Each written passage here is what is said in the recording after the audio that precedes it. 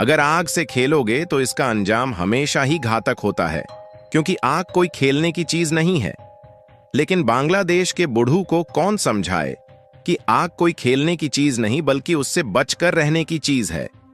इसीलिए जब हाल ही में बांग्लादेश के यूनुस ने आग में हाथ डालने की कोशिश की तो भारत ने अपनी आग को तेज करके बांग्लादेश का हाथ ही जला दिया। और बांग्लादेश का हाथ भी ऐसे जल चुका है कि उन्हें कोई डॉक्टर भी नहीं मिल रहे हैं, क्योंकि हाल ही में खबर निकलकर आ रही है कि भारत के पीएम मोदी जी ने बांग्लादेश के बुढ़ू को ऐसा पाठ पढ़ाया कि उनकी सबसे बड़ी इंडस्ट्री बर्बाद हो चुकी है। दरअसल अभी तक अमेरिका से लेकर यूरोप तक बांग्लादेश के सामानों को भारत के रास्ते होते हुए ही पहुंचाया जा रहा था, लेकिन हाल ही में भारत ने इनको तगड़ा सबक सिखाने के लिए इस सुविधा को रोक दिया। उसके बाद जब बांग्लादेश को भारत के द्वारा ट्रांसशिपमेंट रोकने के कारण होने वाले नुकसान का आंकड़ा पेश किया है तो इससे बांग्लादेश की नींदें उड़ गई हैं। और न सिर्फ बांग्लादेश बल्कि भारत के पड़ोसी देश भी सोचने पर मजबूर हो चुके हैं कि अगर वह भारत के साथ खिलवाड़ खेलने की कोशिश करते हैं तो उनके साथ भी भारत ऐसा ही कर सकता है। फिलहाल पूरी डेवलपमेंट क्या है इस वीडियो में समझते हैं, लेकिन आगे बढ़ने से पहले इस वीडियो को लाइक करके चैनल को सब्सक्राइब जरूर कर लीजिए, क्योंकि आपके लिए तो 1 सेकंड का काम है, लेकिन इससे हमारी काफी बड़ी मदद होती है। दरअसल हम आपसे एक बात कई बार कह चुके हैं और एक बार फिर से कह रहे हैं कि बांग्लादेश कदम कदम पर भारत के ऊपर डिपेंडेंट है। ऐसा कोई सेक्टर नहीं होगा बांग्लादेश का जिसमें भारत से 1% भी मदद न ली जाती हो। डायरेक्टली नहीं तो इनडायरेक्ट बांग्लादेश की डिपेंडेंसी हर एक मामले में भारत पर देखने को मिल जाती है। लेकिन इसमें से भी जो सबसे खतरनाक मामला है वह है ट्रांसशिपमेंट, जिस मामले में बांग्लादेश भारत पर इतना ज्यादा डिपेंडेंट है कि अगर ट्रांसशिपमेंट के मामले में भारत ने काफी पहले ही धोखा दे दिया होता तो आज जो बांग्लादेश भारत को आंखें दिखा रहा है, ये बांग्लादेश भारत को आंखें दिखाने की कोशिश ना करता। क्योंकि अगर बात ट्रांसशिपमेंट की करें तो इसका मतलब है कि एक देश अपने माल को किसी तीसरे देश तक भेजने के लिए बीच में किसी दूसरे देश के रास्तों, बंदरगाहों या हवाई अड्डों का इस्तेमाल करता है। इसे आप एक शॉर्टकट हाईवे की तरह समझिए जो किसी और के घर से होकर गुजरता है। और ठीक इसी तरीके से भारत भी शॉर्टकट हाईवे के जरिए अपने लगभग सभी पड़ोसी देशों को ट्रांसशिपमेंट की सुविधा देता है। लेकिन खासकर अगर बांग्लादेश की बात की जाए तो बांग्लादेश भारत की ट्रांसशिपमेंट सुविधा का एक बड़े लेवल पर इस्तेमाल करता है और केवल भारत के इसी एक माध्यम के द्वारा बांग्लादेश से हर साल करोड़ों का माल तीसरे देश में एक्सपोर्ट किया जाता है। आपको बता दें कि बांग्लादेश अपने सामान जैसे कि कपड़े और जूते को ट्रकों या कंटेनरों में भारत के पेट्रापोल जैसे बॉर्डर पॉइंट्स तक भेजता था। वहां से भारत के कस्टम स्टेशनों जैसे कि कोलकाता, दिल्ली, मुंबई के बंदरगाह या हवाई अड्डे के जरिए ये सामान यूरोप, अमेरिका, मिडिल ईस्ट जैसे देशों में जाता था। भारत इसके लिए कोई टैक्स नहीं लेता था, यानी बांग्लादेश को फ्री हाईवे मिला हुआ था। इससे बांग्लादेश का समय और पैसा दोनों बचता था, क्योंकि उनके अपने बंदरगाह उतने बड़े या कनेक्टेड नहीं हैं। लेकिन हाल ही में बांग्लादेश की हरकतों को देखते हुए भारत ने इस ट्रांसशिपमेंट सुविधा को उनके लिए पूरी तरीके से बैन कर दिया। वैसे तो भारत ने यह फैसला अचानक लिया, लेकिन यह फैसला उतना भी अचानक नहीं था। इसके पीछे कुछ ठोस कारण भी है और वह है छिपा हुआ मसाला। वैसे तो भारत ने कारण बताया कि बांग्लादेश के माल की वजह से हमारे बंदरगाहों और हवाई अड्डों जैसे दिल्ली, मुंबई पर बहुत भीड़ हो रही थी। इससे भारत के अपने एक्सपोर्टर जैसे कि कपड़ा, जूते बनाने वालों को दिक्कत हो रही थी।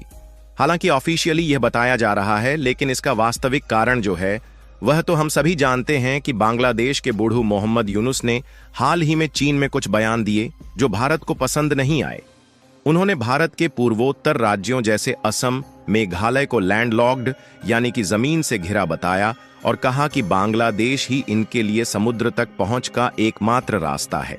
साथ ही उन्होंने चीन को बांग्लादेश में निवेश के लिए बुलाया, जो भारत के लिए रणनीतिक चिंता का विषय है। इसीलिए भारत ने समय न गंवाते हुए इस बार सीधे ट्रांसशिपमेंट को ही बांग्लादेश के लिए बंद कर दिया। और भारत बांग्लादेश के खिलाफ इस बार कितना स्ट्रिक्ट है इसका अंदाजा इसी बात से लगाया जा सकता है कि भारत के द्वारा ट्रांसशिपमेंट सुविधा बांग्लादेश के लिए बंद करने के बावजूद भी बांग्लादेश ने लगभग 4 ट्रक भारत के रास्ते भेजने की कोशिश की, लेकिन भारत ने इन ट्रकों को वापस बांग्लादेश में लौटा दिया। इन चारों ट्रक में रेडीमेड गारमेंट्स भरा हुआ था, जो कि भारत के रास्ते भूटान ले जाया जा रहा था। लेकिन जब बात की जाए कि इससे बांग्लादेश का कितना नुकसान हो सकता है, तो इसका आंकड़ा आपको भी सोचने पर मजबूर कर देगा। साल 2020 के पहले इस तरीके की फ्री ट्रांसशिपमेंट सुविधा भारत के द्वारा अपने पड़ोसी देशों को नहीं दी जाती थी। यह सुविधा भारत ने साल 2020 में लॉन्च किया और बांग्लादेश इसे इस्तेमाल करके भूटान, नेपाल, म्यांमार जैसे पड़ोसियों के साथ भी व्यापार करता था। और जब हाल ही में देखा जाने लगा कि आखिरकार भारत की इस ट्रांसशिपमेंट सुविधा का उपयोग करके बांग्लादेश किस तरीके से फायदा उठा रहा है, तो यह देखने को मिल रहा है कि केवल भारत की इस ट्रांसशिपमेंट सुविधा की वजह से पिछले साल बांग्लादेश का एक्सपोर्ट 46% तक बढ़ चुका है। केवल पेट्रापोल बॉर्डर से साल 2024 में 2,03,057 करोड़ रुपए का माल निर्यात हुआ, जिसमें 4,07,33 खेप और 3,73,000 ट्रक शामिल थे। बांग्लादेश का कुल एक्सपोर्ट साल 2024 में करीब 50 अरब डॉलर का था, जिसमें से एक बड़ा हिस्सा लगभग 83% गारमेंट उद्योग से आता है, जिसका एक बड़ा हिस्सा भारत से होकर गुजरता था। बांग्लादेश के लिए भारत का रास्ता इतना सस्ता था कि वे हर दिन 50 से 60 ट्रकों में से 15 से 20 ट्रक कपड़ों से भरे यूरोप अमेरिका भेजते थे। लेकिन अब यह ट्रक सिर्फ बांग्लादेश की पार्किंग में खड़े रहेंगे। और क्योंकि कपड़ों के मामले में देखा जाए तो इनका जो फैशन होता है समय के साथ बदलता रहता है, और अगर इनकी सप्लाई में देरी हुई तो उसे पार्टिकुलर कपड़े की डिमांड खत्म हो जाती है, यानी कि बांग्लादेश समय से एक्सपोर्ट नहीं कर पाएगा, तो इनके कपड़े बांग्लादेश की फैक्ट्री में सड़ते हुए देखे जाएंगे। और यही हाल ज्यादातर सामानों के साथ होगा, जिससे बांग्लादेश को इससे काफी बड़ा झटका लगेगा, क्योंकि उनकी अर्थव्यवस्था पहले से ही डगमगा रही है।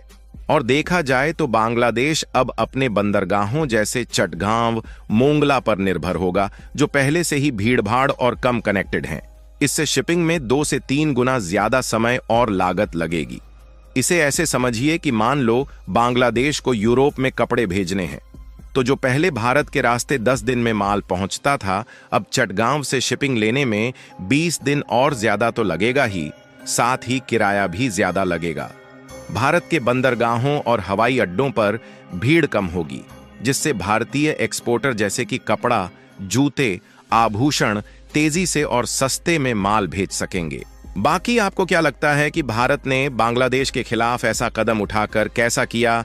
अपनी राय कमेंट में जरूर बताएं और इस वीडियो को एक लाइक करके अपने मित्रों तक शेयर जरूर करें, ताकि उन्हें भी जानकारी मिल सके। इसी तरह और भी नॉलेजेबल वीडियो देखने के लिए चैनल को सब्सक्राइब करके बेल आइकन को ऑल पर जरूर सेलेक्ट करें। जय श्री राम।